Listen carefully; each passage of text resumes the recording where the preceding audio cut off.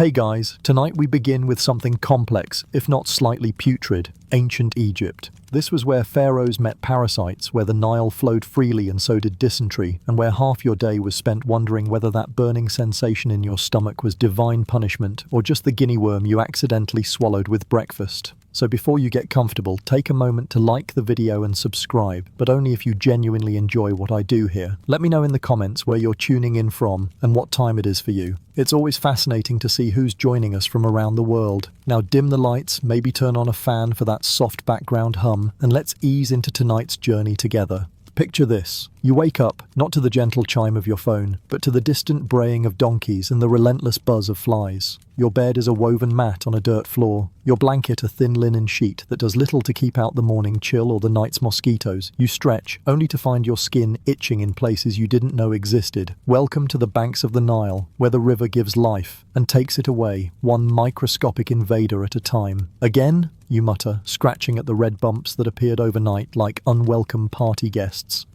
Your first sensation isn't the warmth of Egyptian sunshine streaming through your window, because you don't have a window. It's the gritty feel of sand in your mouth, the persistent tickle of something crawling along your ankle, and the unmistakable aroma of humanity mixed with livestock. You glance down and discover a small beetle making its morning commute across your leg. It's not alone. The hut is alive with the sound of insects, and you're already scratching at bites that itch like the wrath of Set himself. This is not just a bad dream, it's a preview of your day. You're not a pharaoh, not a priest, not even a scribe. You're everyone else, a farmer, a labourer, a mother, a child. Your job? Survive. And that's harder than it sounds when the very water you drink, the food you eat, and the air you breathe are all conspiring against you in ways that would make a modern epidemiologist weep into their hand sanitizer. The Nile stretches before you, golden in the morning light, looking like a postcard from the gods themselves. It's beautiful, serene, and absolutely teeming with microscopic assassins that are about to turn your bloodstream into their personal vacation resort. Schistosoma, the blood fluke, waits patiently in the water, ready to burrow through your skin as you bathe, wash clothes, or simply fetch a jug of water for breakfast. Within days, it will be living in your veins, laying eggs that cause fever, pain, and sometimes death.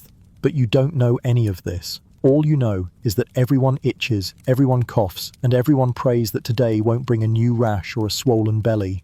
You stumble outside, blinking in the harsh Egyptian sun. The air is thick with dust, and every breath feels like swallowing a handful of sand mixed with the dreams of dead pharaohs. You squint not just because of the light, but because your eyes are raw from days of irritation, caused by dust, by gritty coal makeup, and by the ever-present flies that seem determined to land on your eyelids like tiny disease-carrying helicopters. Eye infections are so common that blindness is almost a rite of passage. You rub your eyes and immediately regret it as the grit scratches your corneas. It's like having sandpaper for contact lenses, except the sandpaper is also trying to give you trachoma. The smell hits you next, a fragrant symphony of stale beer, human sweat, goat, and something you pray isn't mold, but know in your soul probably is. Scented candles haven't been invented, and even if they had, they'd just melt on your dirt floor. Your neighbour emerges from her hut, already scratching. "The gods are angry again," she mutters, gesturing at the red welts on her arms. You nod knowingly. In ancient Egypt, everything unexplained is divine punishment, and there's a lot that can't be explained when your understanding of medicine stops at, maybe if we pray harder, the invisible demons will leave. But the real horror isn't the noise, it's what's swimming in your morning bath water. As you prepare to start your day with the traditional splash of Nile water to the face, you're about to invite an entire ecosystem of parasites to make themselves at home in your bloodstream. Think of it as a biological Airbnb, except the guests never leave. They multiply exponentially, and they're slowly eating you from the inside out. Welcome to ancient Egypt, where even breathing comes with a side of potential infection, and your daily routine is essentially Russian roulette with microscopic bullets. If you think you could survive a day here, think again. The real miracle isn't the pyramids or the pharaohs, it's that anyone survived at all. You stumble to the riverbank, feet already itching from yesterday's wade through what you hope was just mud, but suspect was something far worse. The morning air carries the scent of wet earth, livestock, and something vaguely fishy that makes you wonder if the neighbour's goat has been swimming again. The Nile stretches before you, golden in the morning light, looking like a postcard from the gods themselves, if the gods had a twisted sense of humour about water quality. "Don't drink that," your mother shouts from behind you, but it's too late. You've already cupped the water in your hands, splashing it on your face in what feels like a refreshing morning ritual. What you don't realize is that you've just invited an entire ecosystem of microscopic party crashers to make themselves at home in your bloodstream. Think of it as a biological Airbnb, except the guests never leave. They multiply exponentially, and they're slowly eating you from the inside out. This isn't your neighborhood swimming pool with chlorine and lifeguards. This is the ancient world's most dangerous water feature, where every splash comes with a side of potential death. The water looks clean enough, crystal clear in some spots, gently flowing, with the occasional fish jumping like nature's own entertainment system. But appearances, as you're about to learn the hard way, can be deadlier than a pharaoh's curse. The sound of the river is almost hypnotic. The gentle lapping against the muddy banks, the distant splash of someone's washing being beaten against rocks, the soft plop of a frog diving for cover. You can hear children laughing somewhere upstream, their voices echoing off the water like a medieval soundtrack to your doom. A water buffalo snorts nearby, its massive head dripping as it drinks deeply from the same source you're using to wash your face. You kneel by the water's edge, cupping the liquid in your hands for your morning face wash. The water feels cool against your skin, a blessed relief from the heat that's already building even though the sun has barely cleared the horizon. You splash it on your face, letting it drip down your neck and chest. It feels refreshing, cleansing, almost divine. The taste is earthy, with hints of silt and something you can't quite identify but choose to ignore. What you don't feel are the thousands of microscopic larvae that have just found their new home. Schistosoma mansoni, if you want to get technical about it, though you won't know that name for another few thousand years. These tiny worms, invisible to the naked eye, have been waiting patiently in the water for a host exactly like you. They don't need an invitation, a handshake, or even a formal introduction. They simply burrow through your skin like the world's smallest, most determined miners. The process is surprisingly gentle. No pain, no immediate symptoms, just a slight tingling that you dismiss as the cool water against warm skin. Within minutes, they're through your epidermis and into your bloodstream, beginning a journey through your body that will make a world tour look like a quick trip to the corner store. They'll travel through your lungs, mature in your liver, and eventually set up permanent residence in your blood vessels, where they'll spend the rest of their lives, and yours, laying eggs and causing havoc. Around you, other early risers are going through their own morning routines. A woman downstream is washing clothes, beating them against the rocks with a wooden paddle, sending sprays of water into the air that catch the morning light like liquid diamonds. Each droplet carries its own microscopic cargo, a delivery service for parasites that would make Amazon jealous for its efficiency. Children splash in the shallows, laughing and playing games, their parents calling out warnings about crocodiles but saying nothing about the invisible threats that are far more likely to kill them. An old man sits on a flat stone, methodically cleaning his fishing nets, occasionally dipping them in the water to rinse away debris. His movements are slow, deliberate, the actions of someone who has done this same routine for decades. What he doesn't realize is that each dip of those nets is another opportunity for parasites to find new hosts. The irony is breathtaking. The Nile, the very source of life for ancient Egypt, the river that makes civilization possible in this desert land, is also one of the most effective disease vectors in human history. It brings the annual floods that fertilize the fields, provides the water that keeps people and animals alive, serves as the highway for trade and communication. But it also harbors parasites that will slowly, systematically destroy the health of everyone who depends on it. You finish your morning ablutions and stand up, water dripping from your hair and beard. You feel refreshed, clean, ready to face the day. The sun is climbing higher now, promising another scorching day in the Egyptian heat. You have work to do, fields to tend, grain to harvest, a living to earn. You have no idea that you've just signed up for a lifetime subscription to a biological newsletter you never wanted, delivered directly to your bloodstream. As you walk back toward your mud brick home, you pass other villagers heading to the river for their own morning routines. You nod, exchange pleasantries about the weather and the crops, maybe share a joke about the neighbor's goat that keeps escaping its pen. Normal conversation between normal people living normal lives, except that every single one of you is now carrying passengers you don't know about. Nature calls, and medieval plumbing is about to make everything worse than you could possibly imagine. Pharaohs had gold toilets. You have this. You stare at what can only be described as humanity's first attempt at indoor plumbing, and it's about as successful as a chocolate teapot. Welcome to the ancient Egyptian bathroom experience, where privacy is a myth, hygiene is optional, and every trip to relieve yourself is a potential death sentence wrapped in social humiliation. Let's start with the basics. There's no toilet, no seat, no toilet paper, no flush, and certainly no mildly resentful plunger in the corner. What you have instead is a wooden plank with a hole cut in it, suspended over a pit that hasn't been cleaned since the last dynasty fell. The smell is biblical. We're talking about concentrated human waste from hundreds of people, fermenting in the Egyptian heat, with no ventilation system beyond hope the wind blows the other way. The communal latrines are social gathering spots, whether you want them to be or not. You're sitting shoulder to shoulder with your neighbours, discussing the weather, the harvest, and whether that strange rash on your arm is spreading. Privacy isn't just absent, it's a foreign concept. Everyone can see everything, hear everything, and smell everything. It's like a very uncomfortable dinner party, where everyone's pants are down and the conversation topics are limited. "Move over, I'm next," your neighbour shouts, already unbuttoning his kilt while you're still trying to find a comfortable position on the splintery wooden seat. There's no queue system, no polite waiting, just a constant shuffle of people in various states of undress, all trying to use the same facilities without making eye contact or breathing too deeply. But here's where things get really dangerous. These latrines are built directly over the Nile or connected to channels that flow into it. That's right, the same river you drink from, bathe in, and wash your food with is also your toilet. It's a closed-loop system of contamination that would make a modern epidemiologist weep into their hand sanitizer. Every time you relieve yourself, you're contributing to the very water supply that will eventually make its way back to your breakfast table. The sensory experience is overwhelming. The sound of dozens of people conducting their business echoes off the wooden walls like a symphony of digestive distress. The smell has its own gravitational pull, a fragrant blend of human waste, stagnant water, and something that might be rotting fish, but could just as easily be last week's dinner making a return appearance.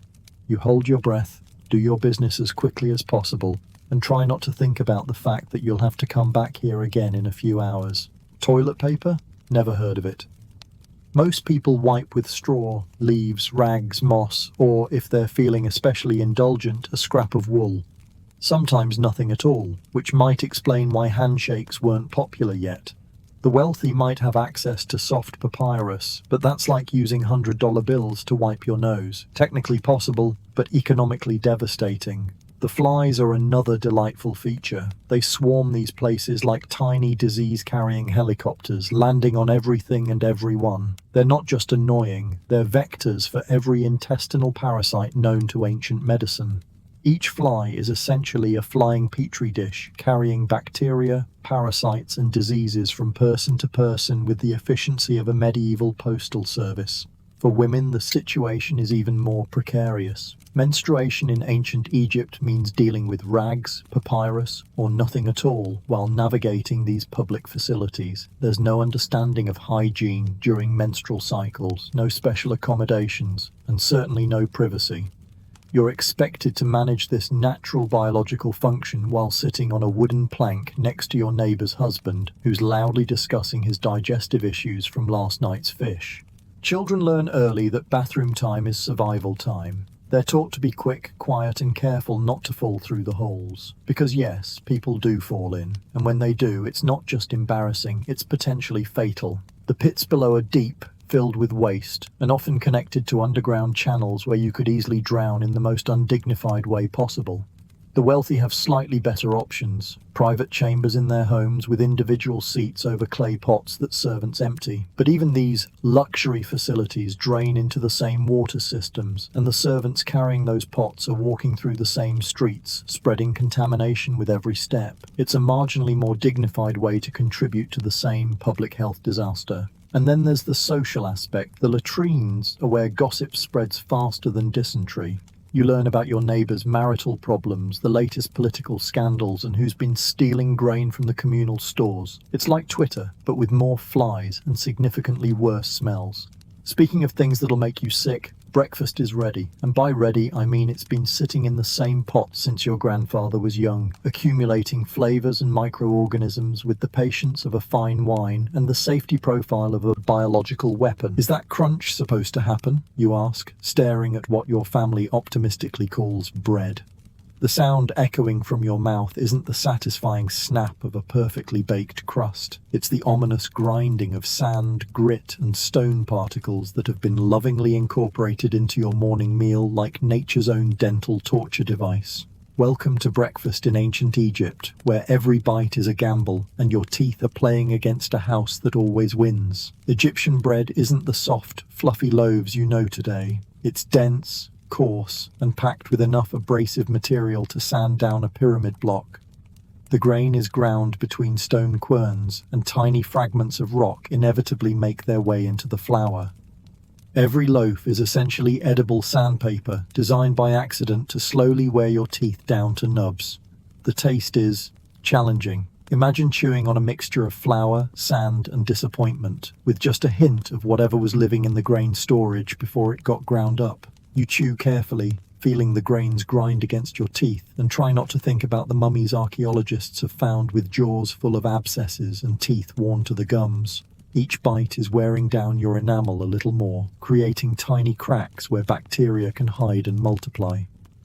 Drink this, your mother says, handing you a clay cup filled with what looks like muddy water, but smells like fermented grain. This is your morning beer, and yes, you're drinking alcohol at sunrise, not because ancient Egyptians were party animals, but because the water will kill you faster than the alcohol will. The brewing process involves boiling, which kills some of the parasites and bacteria lurking in the Nile water. It's weak beer, barely alcoholic, but it's safer than the alternative. The beer is cloudy, sour, and filled with floating bits of grain that you try not to examine too closely. It tastes like liquid bread that's been left out in the sun for a week, with notes of yeast, desperation, and something that might be hops but could just as easily be mold. Even children drink it, supervised by parents who understand that sobriety is less important than survival. Your breakfast bowl contains pottage, a thick gruel made from whatever grains didn't get turned into bread. It's been simmering in the same pot for days, with new ingredients added on top of the old ones like a culinary archaeological dig. Today's layer might include barley, yesterday's might have been emmer wheat, and last week's mystery ingredient is still lurking at the bottom, contributing to the overall flavor profile of wet sadness with hints of desperation. The smell rising from your bowl is complex, earthy, sour, with undertones of something that might be vegetables or might be the wooden spoon that's been stirring this concoction since the last flood season. You dip your bread into the pottage, hoping to soften it enough to chew without breaking a tooth.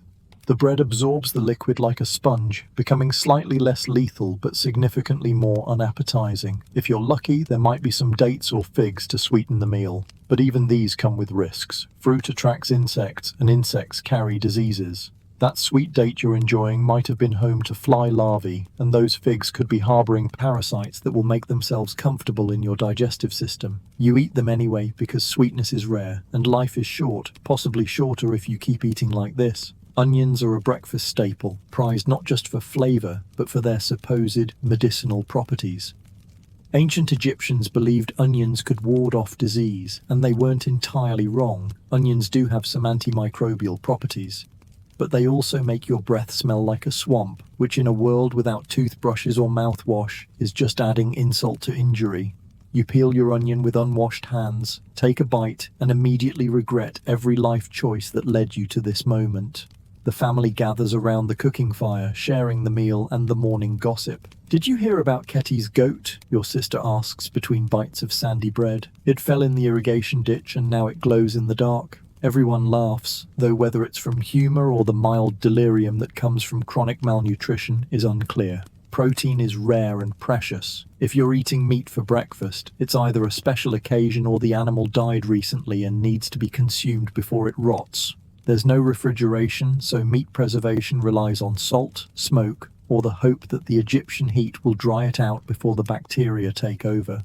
Fish from the Nile is more common, but it comes with its own set of parasites. Think of it as surf and turf, where the surf is contaminated and the turf is questionable. With your teeth now officially under siege from the morning's assault of gritty bread and questionable beverages, it's time to get dressed for another day of medieval Egyptian fashion, which is to say, wrapping yourself in itchy fabric and hoping for the best. The heat hits your face like opening an oven door to hell, and you haven't even started working yet. The Egyptian sun doesn't just shine, it punishes. It beats down with the intensity of a cosmic hammer wielded by angry gods, and you're about to spend the next 12 hours laboring under its merciless gaze with no sunscreen, no breaks, and no hope of air conditioning for another few thousand years. "Time to work!" your overseer shouts, cracking his whip for emphasis. His voice carries across the construction site where hundreds of workers are already hauling limestone blocks the size of small houses. You're not building pyramids, those glory days are mostly over, but you're constructing something equally backbreaking, a temple complex that will outlast your great-grandchildren while slowly destroying your spine in the process. Your workday begins before dawn, not because you're an early riser, but because those are the only tolerable hours. By the time the sun fully rises, the temperature is already climbing toward levels that would make modern construction workers call in sick and file a complaint with OSHA. You're heading to the site with tools that would be considered primitive by Stone Age standards, a wooden lever that splinters in your hands, a copper chisel that dulls after an hour of use, and a rope woven from papyrus that cuts your palms every time you pull it. The work is backbreaking in the most literal sense. You're hauling blocks of stone that weigh more than a modern car, using nothing but ramps, rollers, and human muscle. Your spine curves into a permanent question mark, and by age 30, you'll walk like someone who's been carrying the weight of the world on their shoulders, because essentially you have been. Every movement sends shooting pains up your back, but you keep going because stopping means starving. "Faster!" comes the inevitable shout from above. The foremen, those lucky enough to avoid manual labor, watch you with the intensity of hawks circling wounded prey. They carry sticks not for walking, but for motivation. Miss your quota, and you'll feel it across your shoulders. Complain about the heat, and you'll work an extra hour. Collapse from exhaustion, and you'll be dragged to the shade to either recover or die quietly so as not to disturb the other workers. The sound of the construction site is a symphony of human suffering. The scrape of stone against stone, the grunt of men lifting impossible weights, the crack of whips, and the occasional scream when someone's foot gets crushed under a block. You can hear your own heartbeat pounding in your ears as you strain against a rope trying to help move a piece of limestone that seems determined to stay exactly where it is. By midday, the sun has transformed the landscape into a furnace. The air shimmers with heat waves, and every breath feels like inhaling fire. You're sweating through your linen tunic, but you can't remove it because exposed skin burns and blisters in minutes. Your head throbs from dehydration, but the water you're drinking is the same parasite-infested Nile water that's slowly colonizing your intestines. It's a choice between immediate heat stroke and long-term intestinal warfare. "Water break," someone calls, and you stumble toward the clay jars like a man crossing a desert. The water is warm, muddy, and tastes like the bottom of a boat, but you gulp it down anyway. Around you, other workers collapse in whatever shade they can find, under scaffolding, behind blocks, in the shadow of half-built walls. Some don't get up again. The tools are fighting you as much as the elements. Your wooden lever has been worn smooth by thousands of sweaty palms, making it slippery and unpredictable. The copper blade of your chisel has been sharpened so many times it's more of a suggestion than an actual cutting edge. When it inevitably breaks, you'll have to work with your bare hands until you can borrow another tool, which might be never. Accidents are common and catastrophic. A slip on a muddy ramp can send you tumbling into a pit with a stone block following close behind. A rope can snap under tension, sending workers flying and blocks crashing. A simple cut from a sharp edge can become infected and kill you within days. There's no workers' compensation, no safety equipment, and no medical care beyond hoping the village healer has some herbs that might help. Women work alongside men, but with additional burdens. They're expected to carry water, prepare food, and care for children while dealing with the same heat, the same tools, and the same parasites. Pregnancy doesn't excuse you from work. You're expected to labor until the moment you give birth, then return to work as soon as you can stand upright. Children start working as soon as they can walk, learning to carry water, sort stones, and avoid the dangerous end of construction equipment. Childhood in ancient Egypt isn't about play and education, it's about survival training. By age 10, most children have the calloused hands and bent backs of adults, along with the same collection of parasites and injuries. As the sun reaches its peak, you're not just fighting the heat, you're fighting exhaustion, dehydration, and the growing realization that you'll have to do this again tomorrow, and the day after that, and every day until your body gives out or the Nile floods wash away everything you've worked for. The wealthy overseers will retreat to their shaded pavilions and cool drinks, but you'll keep working until the sun sets, because that's what survival looks like in ancient Egypt. But the real enemy isn't the sun, it's the army of microscopic invaders now marching through your bloodstream, setting up colonies in your organs, and preparing for a lifetime of biological warfare that you don't even know has begun. You think that itch is just sweat, but something else is making itself at home. By midday, those microscopic invaders from your morning bath have had several hours to explore your circulatory system, like tourists with no respect for personal boundaries and an unlimited visa to your bloodstream. They're not just swimming around aimlessly, they're on a mission that would make a military strategist weep with envy. You look pale, your work partner mentions, wiping sweat from his own brow. Maybe you should sit down. But sitting down isn't an option when there are stones to move and overseers to appease. What he doesn't realize is that you're not just tired from the heat, you're being slowly drained by an army of parasites that have turned your body into their personal all-you-can-eat buffet. The schistosome larvae that burrowed through your skin during your refreshing Nile splash have been busy. They've traveled through your bloodstream, past your heart and into your lungs, where they're maturing into adult worms with the efficiency of a medieval assembly line. You might notice a slight cough, a tickle in your throat, or a general feeling of malaise that you probably blame on the heat, the dust, or the gods being in a particularly vindictive mood today. But here's the thing. You have no idea that tiny worms are literally growing inside your chest, setting up housekeeping in your blood vessels like they've signed a long-term lease with an option to renew. In a few weeks, they'll be mature enough to start reproducing, turning your circulatory system into their personal love nest. Romantic, right? It's like downloading malware, but for your blood.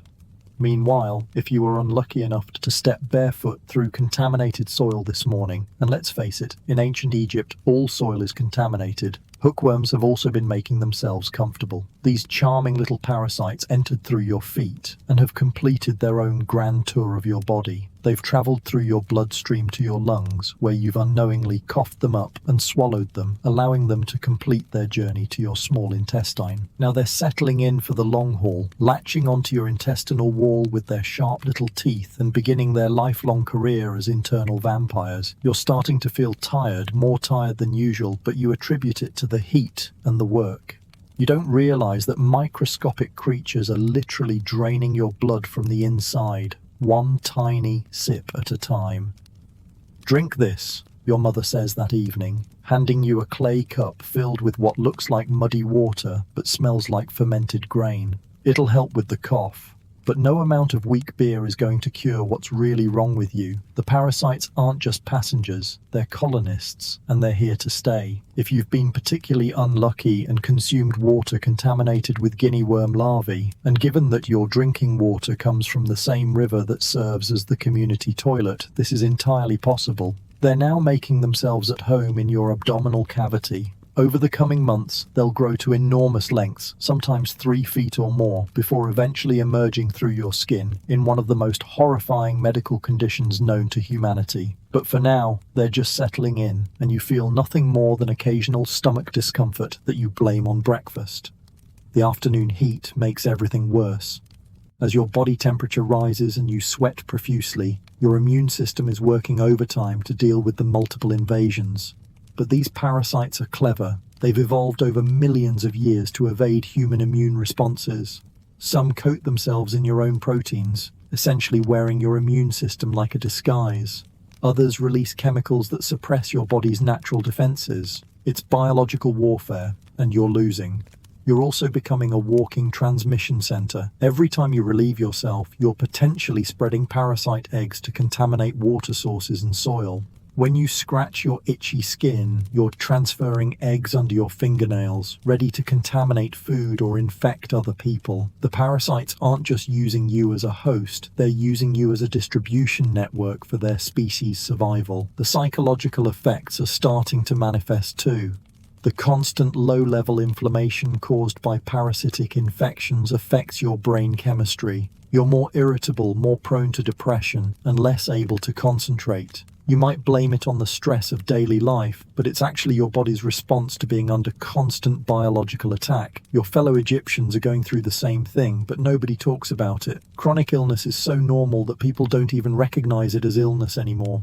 Everyone is tired, everyone has stomach problems, everyone itches. It's just life. The idea that you could feel healthy, energetic, and parasite-free is literally inconceivable. Feeling sick? Time to meet your doctor, part healer, part priest, part performance artist, and entirely convinced that your illness is either divine punishment or demonic possession. The healer's hut smells like incense, herbs, and something that might be crocodile dung. You've finally decided to seek help for your mysterious ailments, the persistent cough, the growing fatigue, the strange rash that appeared after your morning bath. You need medical attention, and in ancient Egypt that means visiting someone who's part doctor, part priest, and part performance artist. Welcome to a world where medicine and magic dance together like drunk wedding guests at a divine banquet. This won't hurt much, the healer says, examining a bronze knife that's seen better centuries.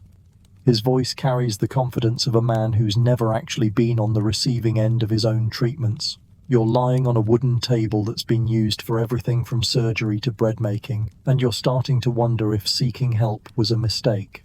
Egyptian medicine was surprisingly advanced for its time, but it was also delightfully insane.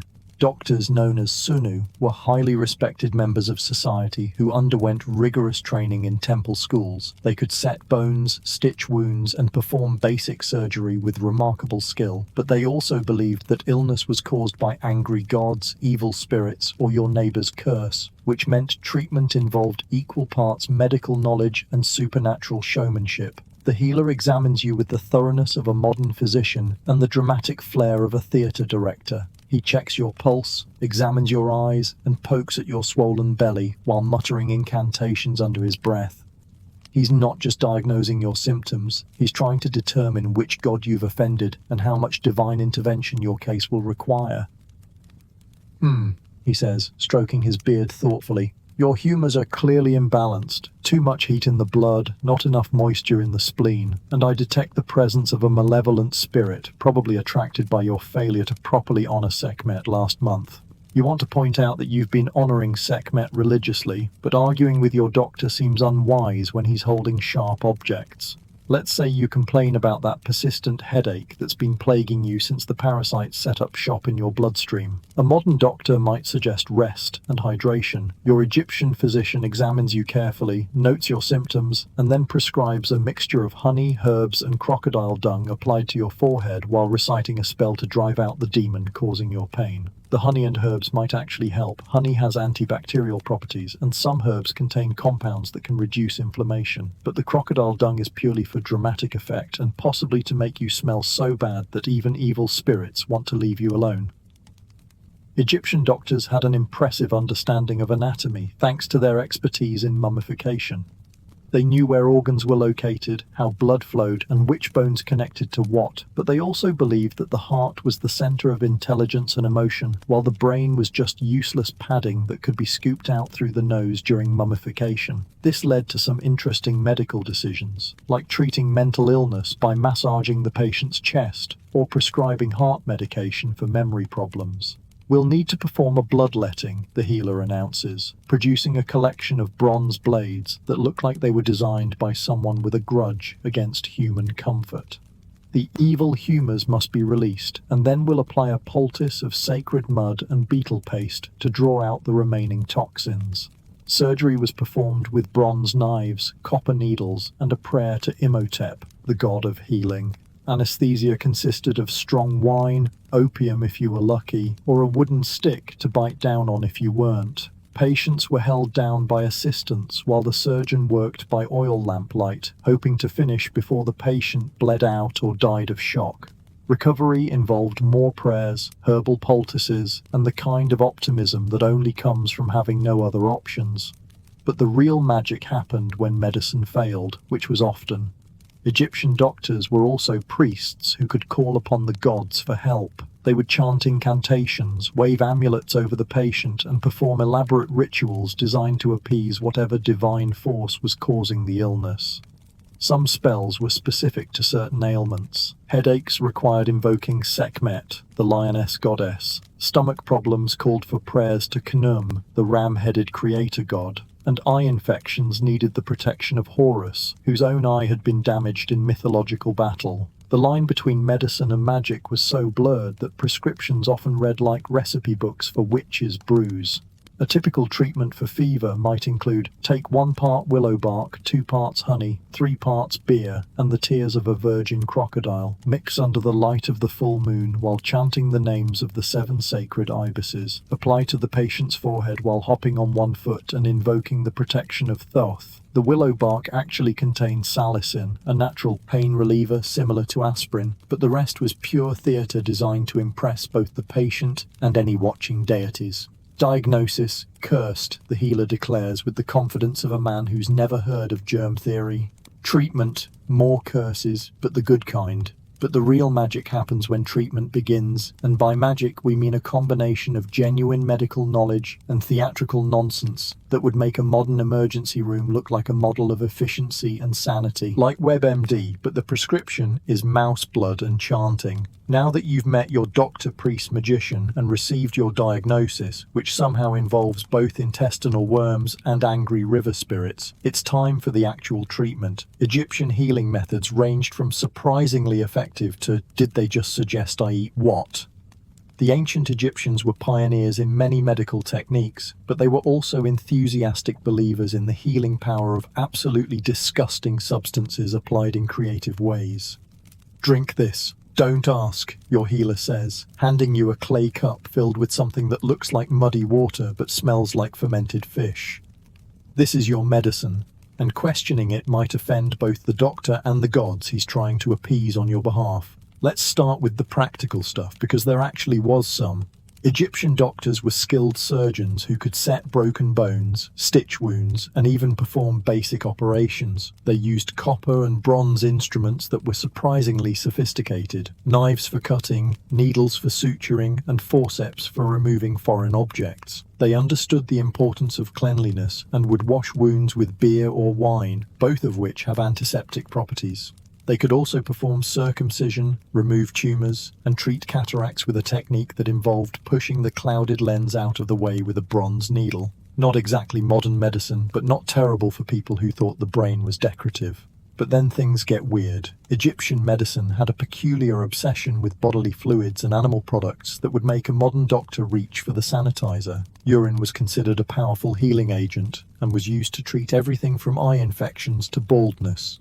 Fresh urine was applied directly to wounds, mixed with honey for skin conditions, or drunk as a cure for stomach problems. The logic was that urine contained the life force of the person who produced it, making it a potent medicine. Modern medicine has actually found that urine does have some antiseptic properties, but drinking your own pee is still not recommended by any reputable medical authority. Animal dung was another favorite ingredient in the Egyptian pharmacopoeia. Crocodile dung was mixed with honey and applied to wounds. Ostrich dung was used for eye problems, and elephant dung was prescribed for stomach ailments. The Egyptians believed that different animals possessed different healing powers, and their excrement contained concentrated versions of those powers. Crocodiles were associated with strength and protection, so their dung was thought to make wounds heal faster and stronger. The fact that this probably caused more infections than it cured didn't seem to discourage its use. For your specific case, those mysterious stomach problems and persistent fatigue caused by your new parasite roommates, the treatment might involve a complex regimen of herbs, prayers, and substances that would make a modern pharmacist weep. You'd be given a mixture of garlic, onions, and honey to eat, which actually might help since garlic has antimicrobial properties.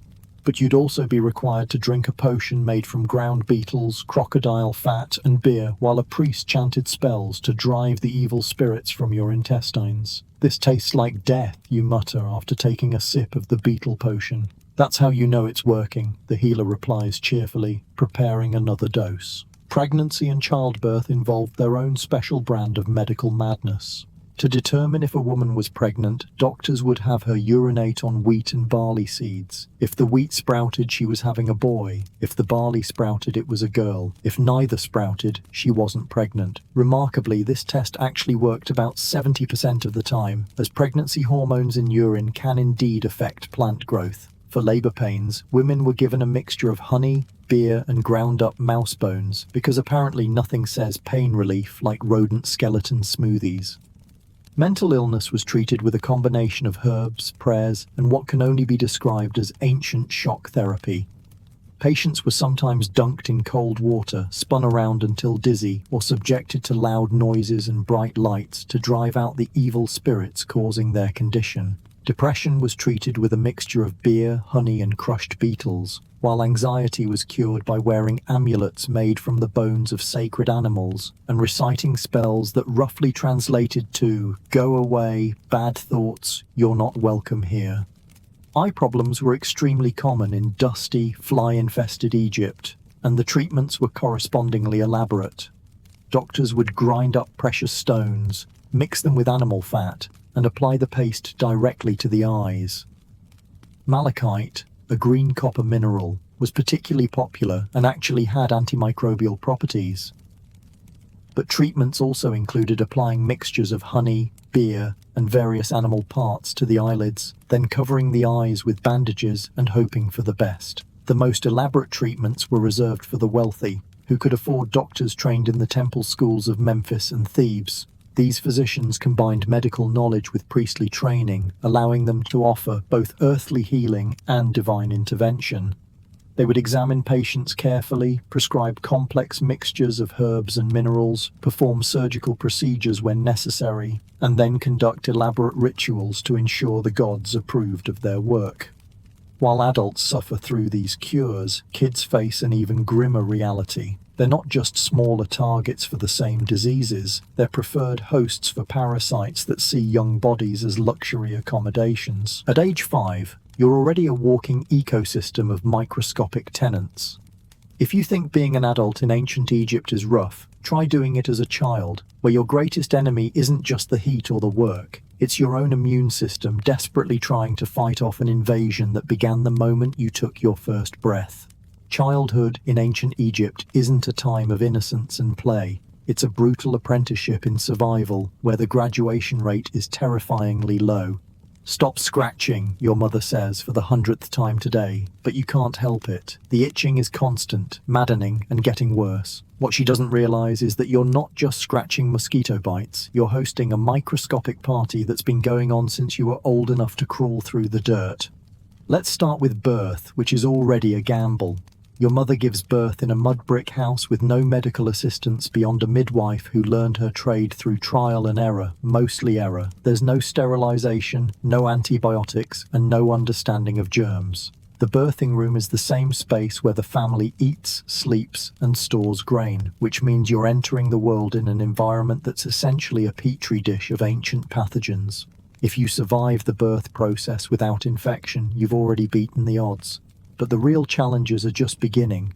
As a baby, you're immediately exposed to the same contaminated environment that's slowly killing the adults around you. Your mother bathes you in Nile water teeming with parasites, feeds you with unwashed hands, and lays you down to sleep on mats that harbor fleas, lice, and other insects.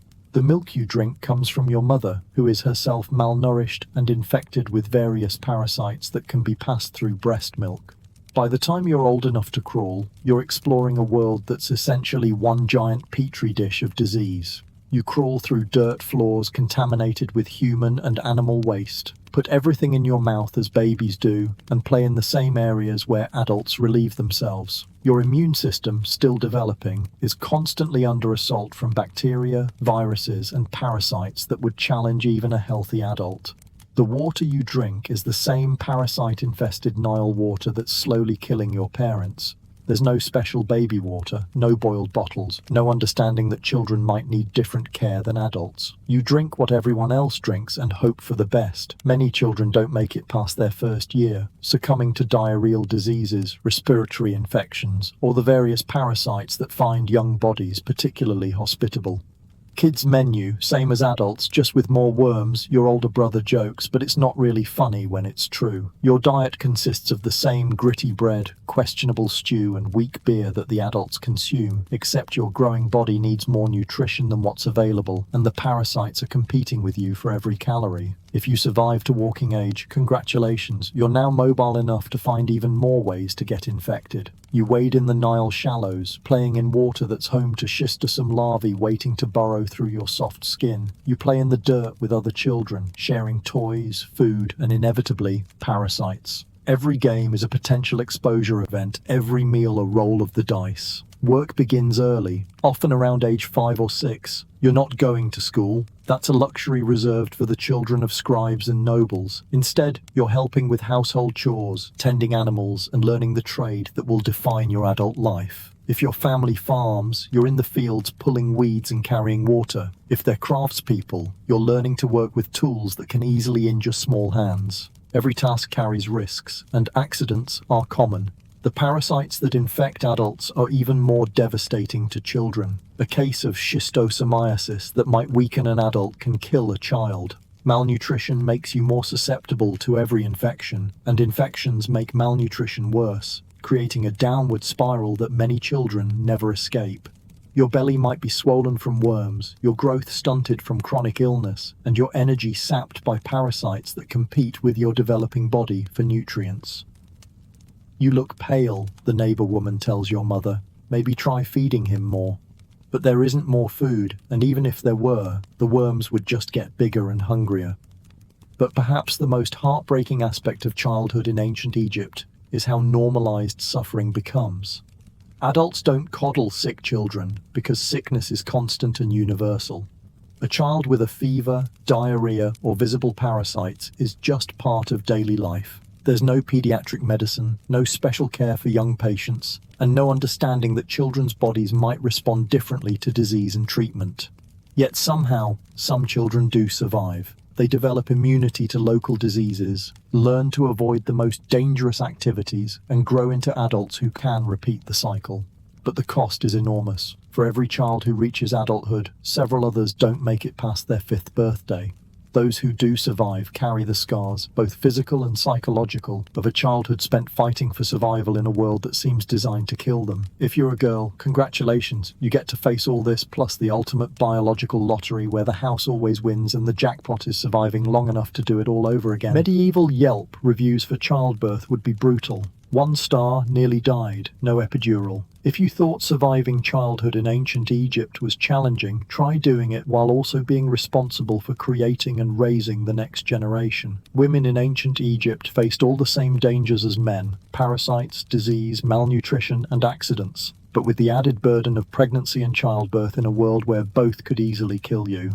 Push, the midwife shouts, her hands covered in what you hope is just mud, but suspect is something far worse. You're lying on a reed mat in your family's hut, surrounded by women who've been through this before and know exactly how dangerous it is. There's no hospital, no sterile equipment, no understanding of infection control. Just you, your pain, and the very real possibility that this could be your last day on Earth. Let's start with the basics. There's no prenatal care, no ultrasounds, no vitamins, no monitoring of the baby's development or your health. You continue your normal routine, working in the fields, carrying water, grinding grain, hauling heavy baskets until the moment labor begins. The concept of taking it easy during pregnancy simply doesn't exist. If you're lucky enough to be wealthy, you might have servants to help with some tasks, but even noble women are expected to remain active and productive throughout their pregnancies. When labor finally begins, you're attended by midwives who learned their trade through trial and error, mostly error. These women have no formal training, no understanding of anatomy beyond what they can observe, and no tools beyond their hands and whatever herbs they believe might help. The birthing process takes place in your home, usually in a special room or area set aside for the purpose, but there's no concept of sterile conditions.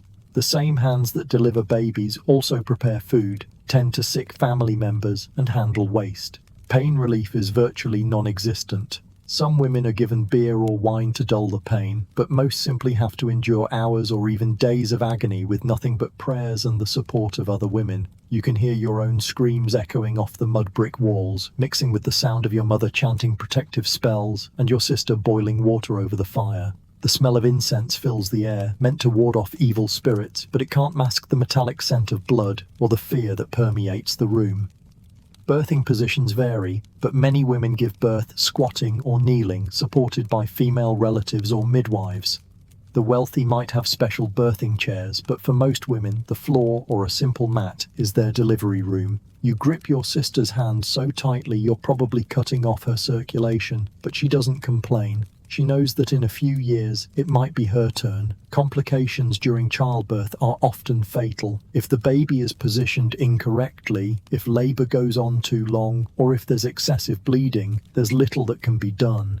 Midwives might try to reposition the baby manually, but without understanding of proper techniques, these attempts often make things worse. Cesarean sections are unknown, and any surgical intervention is likely to kill both mother and child. Many women die from hemorrhaging, infection, or simply from the physical trauma of a difficult birth. But here's where the double curse really kicks in. You're not just dealing with childbirth in an unsanitary environment, you're also hosting the same collection of parasites that plague everyone else. Those schistosome worms in your bloodstream don't take a break during pregnancy. The hookworms draining your blood don't pause for labor. In fact, pregnancy often makes parasitic infections worse, as your immune system is suppressed to prevent your body from rejecting the baby. "The baby's coming!" someone shouts, and suddenly there's a flurry of activity. More women crowd into the small space, bringing cloths, herbs, and whispered prayers. The air is thick with smoke from the oil lamps, and the sound of women's voices raised in ancient chants meant to ease your passage and protect your child. Even if the birth goes smoothly, the dangers aren't over. Postpartum infections are common, caused by unsanitary conditions and the lack of proper wound care. New mothers are expected to return to their normal activities within days of giving birth, with no time for recovery or healing. Breastfeeding is essential for the baby's survival, but mastitis and other breastfeeding-related complications can be serious or even life-threatening for the mother. The infant mortality rate is staggering. It's estimated that up to 50% of children die before reaching their 5th birthday, and many don't survive their first year. Babies are vulnerable to infections, malnutrition, and accidents. They sleep in the same beds as their parents and siblings, increasing the risk of accidental suffocation. They're exposed to the same parasites, diseases, and unsanitary conditions as adults, but with immune systems too immature to fight them off. For women who survive childbirth, the cycle often repeats multiple times. Large families are necessary for economic survival and to ensure that at least some children will live to adulthood. Women might go through 10 or more pregnancies during their reproductive years, with each one carrying the same risks as the first. The cumulative toll on their bodies is enormous, and many women are physically broken by repeated pregnancies and births. The psychological impact is equally devastating. Women live in constant fear of pregnancy and childbirth, knowing that each time could be their last. They watch friends and relatives die in childbirth, and they know that their own daughters will face the same fate. The grief of losing children is a common experience, but there's no time to properly mourn. Survival demands that life go on. Religious beliefs provide some comfort, but they also add pressure. Children are seen as gifts from the gods, and a woman's worth is often measured by her ability to produce healthy offspring. Infertility is viewed as a curse or punishment, and women who can't conceive face social stigma and sometimes abandonment by their husbands. Meanwhile, your teeth are staging their own rebellion against the daily assault of sand-filled bread and parasite-contaminated water, turning your mouth into a battlefield where every meal is an act of war. No GPS for your molars. They're lost in a wasteland of decay. If you want to understand the true horror of daily life in ancient Egypt, don't look at the pyramids or the golden treasures. Look at the teeth. Modern archaeologists examining mummies have discovered mouths that are basically museums of dental disaster, showcasing every possible way that eating, drinking, and simply existing in ancient times could destroy your smile. Smile, the village healer says cheerfully, examining your mouth with the enthusiasm of someone who's never actually had to chew sand-filled bread. You grimace, revealing a collection of teeth that look like they've been through a war and lost badly. The primary culprit behind Egypt's dental apocalypse was bread, the staff of life that was slowly murdering everyone's molars. Egyptian bread wasn't the soft, fluffy loaves we know today. It was dense, coarse, and packed with sand, grit, and stone particles that came from the grinding process. Wheat and barley were ground between stone querns, and tiny fragments of rock inevitably made their way into the flour. Every bite was like chewing sandpaper mixed with gravel, and over time, this literally wore people's teeth down to the gums. The sound of breakfast in an Egyptian household wasn't the gentle clink of spoons against bowls. It was the grinding, scraping noise of teeth being slowly destroyed by their own food.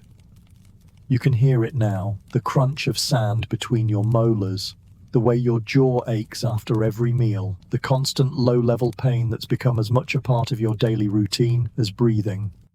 Mummies from all social classes show evidence of severe dental wear. By age 30, most Egyptians had teeth that were worn flat, with the enamel completely gone and the underlying dentin exposed. By 40, many people had worn their teeth down so far that the pulp chambers were exposed, leading to excruciating pain and inevitable infection. The wealthy, who could afford finer flour, fared slightly better, but even pharaohs and nobles show evidence of significant dental wear. But the problems didn't stop with worn teeth. The constant irritation from gritty food caused chronic gum disease, abscesses, and infections that could spread throughout the body. Mummies show evidence of massive dental abscesses that would have caused agonizing pain and potentially life-threatening infections. Some skulls have holes where infections ate through the bone, creating drainage channels for pus and infected material. Try this, your neighbor suggests, handing you a stick with one end frayed into bristles. This is your toothbrush, a twig from a special tree that's supposed to clean your teeth. You chew on it dutifully, but it's like trying to clean a construction site with a feather duster. The damage is already done and it's getting worse every day. The Egyptian diet didn't help matters.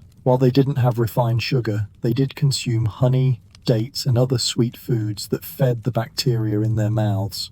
Beer, which everyone drank daily, was often thick and sweet, providing more fuel for tooth decay. The combination of abrasive food and sugar created perfect conditions for dental disaster. Dental care, such as it was, consisted mainly of chewing on twigs to clean the teeth and rinsing with various mixtures of herbs, wine, or urine. Some people used toothpicks made from wood or metal to remove food particles, but there was no understanding of bacteria or the importance of regular cleaning. The concept of preventive dental care simply didn't exist. When dental problems became unbearable, Egyptians turned to their doctor priests for help. Treatments ranged from the practical to the bizarre. Toothaches were treated with mixtures of honey, herbs, and various animal products applied directly to the affected tooth. Some prescriptions called for drilling small holes in the jaw to drain abscesses, a procedure that was performed without anesthesia, using bronze or copper tools. Hold still, the healer says, approaching your swollen jaw with what looks like a bronze awl. This might hurt a bit. A bit. You're about to have a hole drilled in your face with a tool that's probably been used to repair sandals and gut fish. The pain is indescribable, but somehow it's still better than the constant throbbing that's been keeping you awake for weeks. For loose teeth, Egyptian dentists developed some surprisingly sophisticated techniques. They would wire loose teeth to adjacent healthy teeth using gold wire, creating some of the world's first dental bridges. Archaeological evidence shows that some Egyptians had elaborate dental work, with multiple teeth wired together to create functional chewing surfaces. These procedures were probably performed on the wealthy, as gold wire was expensive and the skill required was considerable. Tooth extraction was a last resort, performed with copper forceps while the patient was held down and given strong wine or opium to dull the pain. The procedure was dangerous, as there was always a risk of infection, and many people probably died from complications following dental surgery. But for those suffering from severe abscesses or broken teeth, extraction might have been the only option for relief. The psychological impact of dental problems was significant. Chronic pain affected people's ability to work, eat, and sleep. Bad breath was universal, as infected teeth and gums created a constant source of foul odors. Social interactions were probably affected, as people with severe dental problems would have been reluctant to speak or smile. Some Egyptians tried to prevent dental problems through magical means. Amulets shaped like teeth were worn to protect against toothaches, and spells were recited to ward off dental demons. The god Thoth was sometimes invoked for dental problems, as he was associated with wisdom and healing. But magic was no match for the daily grind of eating bread that was essentially edible sandpaper. When earthly medicine fails, there's always divine intervention. And in ancient Egypt, that means turning to gods who might be more interested in your offerings than your oral health. Think of the gods as your spiritual insurance company, and you're always behind on premiums. In ancient Egypt, your relationship with the gods isn't just spiritual. It's your primary healthcare plan, your life insurance policy, and your only hope of surviving the daily onslaught of parasites, accidents, and mysterious ailments that plague your existence. The Egyptian pantheon isn't a distant collection of marble statues. These are active, involved deities who take personal interest in whether you live or die, and they expect payment for their services. "Did you pray today?" your mother asks, noticing you scratching at the rash that's been spreading up your arm since your morning bath in the Nile. It's not really a question, it's a reminder that your health problems are probably your own fault for not properly honoring the gods. Let's start with the medical gods because you'll need them. Imhotep, the deified architect and physician, is your go-to deity for serious health problems. He was a real person who lived during the Third Dynasty and was so brilliant at medicine that he was eventually promoted to godhood, the ancient equivalent of getting a Lifetime Achievement Award, except with eternal worship instead of a golden statue. When you're writhing in pain from an infected wound or mysterious stomach ailment, you pray to Imhotep and leave offerings at his shrines: bread, beer, and small clay models of whatever body part is causing you trouble. The temple dedicated to Imhotep smells like incense, herbs, and desperation. You can hear the low murmur of prayers, the clink of offerings being placed on altars, and the occasional groan from someone whose divine intervention hasn't kicked in yet. You place your small clay stomach on the altar you carved it yourself from Nile mud, and whisper a prayer that roughly translates to, "Please make the worms stop eating me from the inside." Then there's Sekhmet, the lioness goddess who's both the cause of and cure for plagues. She's temperamental, powerful, and has a habit of sending diseases when she's angry, then demanding elaborate festivals to convince her to stop. It's like having a doctor who deliberately makes you sick and then charges you for the cure.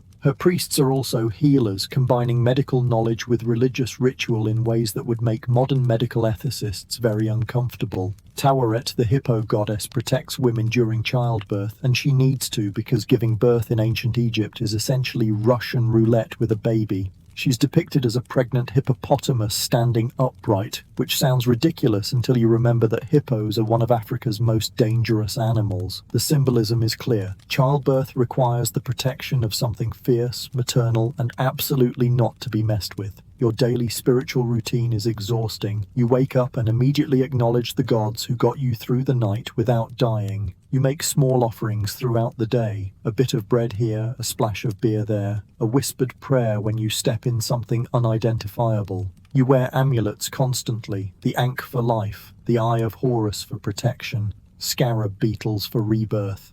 Your body is basically a walking jewelry store of divine insurance policies.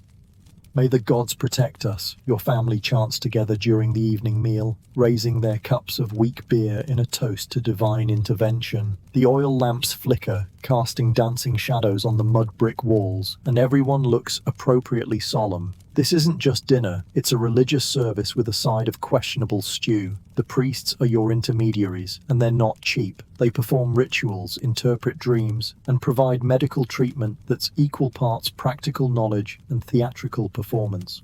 A typical healing ceremony might involve chanting, incense, the application of herbs and oils, and the recitation of spells that invoke multiple gods simultaneously. It's like going to the doctor, the pharmacy, and a Broadway show all at once. But the gods are fickle. They can heal you or harm you based on your behavior, your offerings, or simply their mood. Did you forget to leave bread at the local shrine? Expect a case of dysentery. Were you disrespectful to a priest? Your next cut will definitely get infected. The gods are watching everything, judging everything, and keeping score in ways that would make a credit rating agency seem forgiving. Death isn't the end of your relationship with the gods. It's just the beginning of a very expensive afterlife application process. The journey through the underworld requires spells, amulets, and proper mummification, all of which cost money you probably don't have. The wealthy can afford elaborate tombs filled with everything they'll need in the afterlife. The poor get a shallow grave and hope the gods are feeling charitable. Your spiritual life is a constant negotiation between fear and hope. You're afraid of divine punishment, but hopeful for divine protection. You're poor, but you still scrape together offerings because the alternative, facing life without divine backup, is unthinkable. In a world where medicine is primitive and life is cheap, the gods are your only reliable allies. They might not always help, but at least they're listening, probably. The temple complexes aren't just places of worship. They're medical centers, schools, and community hubs all rolled into one. When you're sick, you don't just go to see a doctor, you go to petition the gods through their earthly representatives. The priests examine your symptoms, consult their medical papyri, and then prescribe a treatment that combines herbal remedies with divine intervention. As afternoon arrives, those morning parasites are throwing a full-scale party in your bloodstream, and it's time for your final desperate prayers to whatever gods might still be listening. Your stomach lurches as tiny vampires drain your strength from within. By mid-afternoon, those microscopic invaders from your morning bath have had several hours to establish their new empire inside your body, and they're throwing a celebration that you definitely weren't invited to. The schistosome larvae that burrowed through your skin are now mature adults, setting up housekeeping in your blood vessels like they've signed a long-term lease with no intention of paying rent. You look worse than yesterday, your neighbor comments, wiping sweat from his own brow as you both take shelter under a palm tree. He's not wrong. The symptoms are starting to manifest in ways that would send a modern person straight to the emergency room. Your belly feels bloated and tender. Not from the gritty bread you ate for breakfast, but from your liver struggling to process the toxic waste products of your new parasitic roommates. You're tired, bone-deep, soul-crushing tired, but you attribute it to the heat and the work. You don't realize that hookworms are literally draining your blood, one microscopic sip at a time. It's like having a subscription service you never signed up for, where the monthly fee is paid in hemoglobin and the cancellation policy involves death. That persistent cough that's been bothering you, those aren't just dust particles from the construction site. Young schistosomes are maturing in your lungs, causing inflammation and irritation as they complete their journey through your circulatory system. You hack and spit, trying to clear your throat, unknowingly helping the parasites complete their life cycle as you swallow them back down into your digestive system.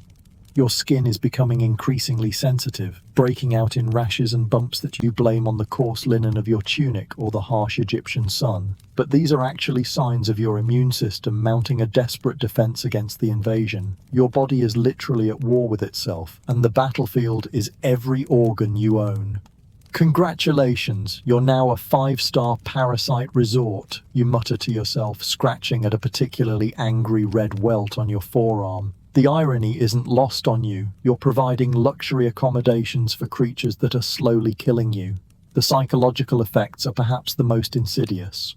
The constant low-level inflammation caused by parasitic infections affects your brain chemistry, making you more irritable, more prone to depression, and less able to concentrate on your work. You snap at your family, lose your temper with the livestock, and find yourself staring blankly at tasks you've done 1,000 times before. You think it's just the stress of daily life, but it's actually your body's response to being under constant biological attack. Meanwhile, you're becoming a walking transmission center for the next generation of parasites. Every time you relieve yourself, you're potentially spreading parasite eggs to contaminate water sources and soil. When you scratch your itchy skin, you're transferring eggs under your fingernails, ready to contaminate food or infect other people. The parasites aren't just using you as a host, they're using you as a distribution network for their species' survival. Your fellow Egyptians are going through the same thing, but nobody talks about it. Chronic illness is so normal that people don't even recognize it as illness anymore. Everyone is tired, everyone has has stomach problems, everyone itches. It's just life. The idea that you could feel healthy, energetic, and parasite-free is literally inconceivable in a world where being slowly eaten alive by microscopic creatures is the default human condition. The really insidious part is that many of these parasites are designed for the long haul. They don't want to kill you quickly. That would be bad for business. Instead, they want to keep you alive but weakened, ensuring a steady supply of nutrients and a reliable host for reproduction. You'll live with them for years, possibly decades, never knowing that your chronic fatigue, your frequent illnesses, and your general sense of malaise are all caused by creatures too small to see. As the afternoon heat intensifies, your symptoms worsen. The parasites are more active in warm conditions, and your body's attempts to cool itself through sweating only provide more opportunities for skin infections and rashes. You seek shade, but there's no escape from the biological warfare happening inside your own body. The irony is breathtaking. You're living in one of history's most advanced civilizations, surrounded by architectural marvels and sophisticated art, but you're being slowly destroyed by creatures that won't be properly understood for another 3,000 years. You build monuments that will last forever, but you can't protect yourself from enemies you can't even see. As the sun sets, it's time for your final desperate prayers to whatever gods might still be listening, because if divine intervention doesn't work, you're going to need a miracle to survive what's coming next. Oil lamps flicker as you perform the ancient ritual of "Please don't let me die tonight." As the Egyptian sun finally begins its descent toward the western horizon, painting the sky in shades of gold and crimson that would inspire poets if any of them could read, you might think the worst of your day is behind you. You've survived the morning parasites, the gritty breakfast, the back-breaking labor, and the questionable medical advice. But here's the thing about ancient Egypt. The parasites that have been quietly setting up shop in your body all day are just getting warmed up, and your only defense against the invisible army living inside you is prayer, magic, and hope. May the gods protect us, your family chants together during the evening meal, raising their cups of weak beer in a toast to divine intervention.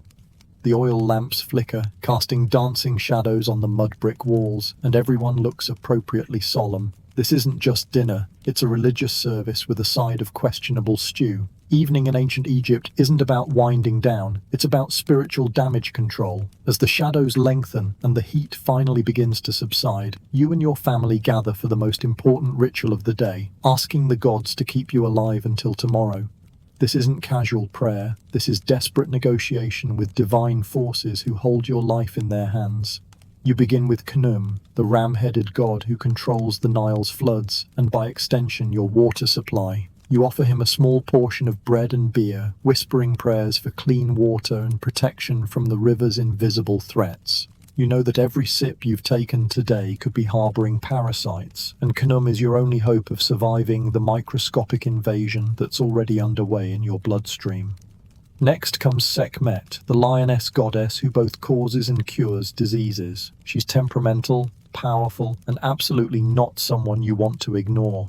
You light a small oil lamp and recite the incantations your mother taught you, asking Sekhmet to turn her attention away from your family and toward your enemies instead. It's not exactly charitable, but in a world where illness means death, charity is a luxury you can't afford. Your mother pulls out the family's collection of amulets, small clay and stone figures representing various gods and protective symbols. There's the Eye of Horus for protection, a scarab beetle for rebirth, and a small figure of Bes, the dwarf god who protects households from evil spirits and bad dreams. She places them around the room while muttering spells under her breath, creating a magical barrier against the forces of chaos that threaten to overwhelm your humble home. The children participate too, their small voices joining in the evening prayers. They don't understand the words they're reciting, but they know the routine. Kneel, chant, offer food to the gods, and hope that tomorrow won't bring fever, infection, or mysterious swellings. In ancient Egypt, even children learn early that survival depends on divine favor, and divine favor must be earned through constant devotion. As darkness falls, you light more oil lamps, not just for illumination, but for protection. The flickering flames are believed to keep evil spirits at bay, and the smoke carries your prayers upward to the gods. You burn small amounts of incense, precious frankincense if you can afford it, or simple herbs if you can't, filling the air with fragrant smoke that's supposed to purify your home and your bodies. The evening meal is simple but ritualized. Before eating, you offer a portion to the gods, placing small amounts of bread, beer, and vegetables on a makeshift altar in the corner of your home. You recite prayers of gratitude, asking the gods to bless the food and protect you from the invisible dangers that lurk in every bite. In a world where food poisoning can be fatal, every meal is a leap of faith. Your father tells stories of the gods, tales of their battles against the forces of chaos, their protection of the faithful, and their terrible punishments for those who forget their obligations. These aren't just entertainment, they're instruction manuals for survival in a hostile world. The stories remind you that the gods are watching, judging, and keeping score of your devotion. As the night deepens, you perform the final ritual of the day, protection spells for sleep. Your mother draws protective symbols in the dirt around your sleeping mats, using her finger to trace the hieroglyphs for life, protection, and divine favor. She recites incantations designed to keep nightmares, evil spirits, and disease at bay while you sleep. In ancient Egypt, even unconsciousness is dangerous territory that requires divine protection. You lie down on your reed mat, surrounded by amulets and the lingering scent of incense, knowing that you've done everything humanly possible to ensure your survival. The parasites in your blood may be multiplying, the bacteria in your gut may be plotting your demise, and tomorrow may bring new threats you can't even imagine. But you've enlisted the most powerful allies available, the gods themselves. So after a full day of biological warfare, would you have survived? The answer might surprise you, but probably not in a good way. And somehow they called this living. So, how was your day in ancient Egypt? You've woken up covered in parasites, relieved yourself into a communal nightmare, eaten bread that could double as a weapon, worked until your spine begged for mercy, been treated by a doctor who thinks your illness is caused by angry spirits, and somehow managed to survive until sunset without dying from any of the 1,000 different ways this civilization is trying to kill you. Congratulations, you've experienced what daily life was really like for the vast majority of people in one of history's most celebrated civilizations. But let's be honest, you probably wouldn't have made it. The romantic image of ancient Egypt, golden pyramids, wise pharaohs, mysterious hieroglyphs, and beautiful queens, is a carefully curated highlight reel that ignores the brutal reality of everyday existence. For every magnificent monument, there were thousands of workers who died building it. For every preserved mummy in a museum, there were countless bodies thrown into shallow graves. For every piece of beautiful art, there were artists who went blind from working by oil lamplight and died young from occupational hazards. The truth is that ancient Egypt was a civilization built on suffering. The pyramids that inspire awe today were constructed by people who lived lives of grinding poverty and died decades before their time. The elaborate burial practices that fascinate us were available only to a tiny elite, while the masses faced death with nothing but hope and prayer. The medical knowledge that seemed so advanced was mixed with superstition and applied by practitioners who were as likely to kill you as cure you. Life expectancy was brutally short, infant mortality was staggering, and even surviving to adulthood meant facing a daily gauntlet of disease, malnutrition, accidents, and violence. Women died in childbirth, men died from workplace injuries, children died from diseases that would be easily treatable today. The lucky few who lived to old age did so despite their environment, not because of it. Yet somehow, through all of this misery, the ancient Egyptians created one of history's most enduring civilizations. They built monuments that still stand today, developed art and literature that continues to inspire us, and created a culture so rich and complex that we're still studying it thousands of years later. How did they do it? The same way humans have always survived impossible circumstances. Through stubbornness, ingenuity, and a refusal to give up even when everything seems hopeless. They found meaning in their suffering, purpose in their struggles, and beauty in their brief moments of joy. They told stories, sang songs, fell in love, and raised children, all while fighting a daily battle against forces that seemed determined to destroy them. They believed in gods who might protect them, in an afterlife that might reward them, and in the possibility that their sacrifices might create something lasting. The parasites that ate them alive from the inside were real. The schistosomes burrowing through their skin, the hookworms draining their blood, the guinea worms growing to enormous lengths inside their bodies. All of it was happening every day to millions of people.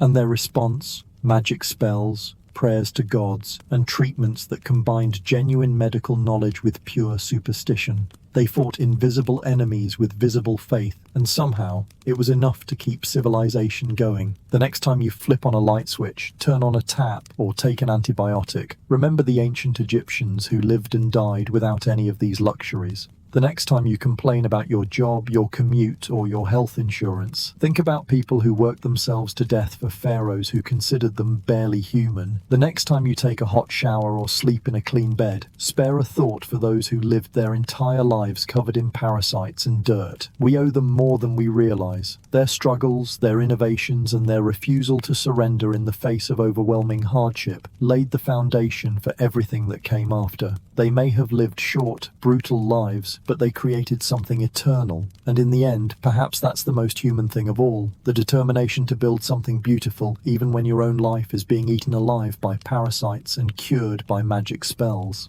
So, would you survive a day in ancient Egypt? Probably not. But maybe, just maybe, you'd find a way to make it matter. And that, more than any pyramid or golden mask, is the real legacy of the ancient Egyptians, the proof that even in the darkest circumstances, the human spirit refuses to be conquered. Welcome to ancient Egypt, where even breathing was a luxury.